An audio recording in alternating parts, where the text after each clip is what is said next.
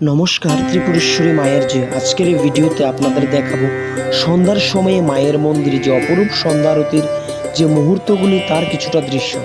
51 শক্তিপীঠের এক পীঠ ত্রিপুরেশ্বরী মায়ের মন্দিরে প্রত্যেকদিন সন্ধ্যায় 7 ঘটিকায় মায়ের অপরূপ সন্ধ্যা আরতি হয়ে থাকে। কি সুন্দর! মায়ের পরম ভক্তরা নাট মন্দিরে ভিড় করে বসে রয়েছে মায়ের সন্ধ্যা আরতি দেখার জন্য। জয় মা ত্রিপুরেশ্বরী, তুমি সবার মঙ্গল করো মা। শুধু ত্রিপুরা রাজ্য নয়, ভারতবর্ষের বিভিন্ন প্রান্ত থেকে এবং ভারতবর্ষের বাইরে বিভিন্ন দেশ থেকেও মায়ের কাছে ভক্তরা আসছে মায়ের এই অপরূপ সন্ধ্যা আরতি দেখার জন্য, ভোগ নিবেদন করার জন্য মায়ের কাছে।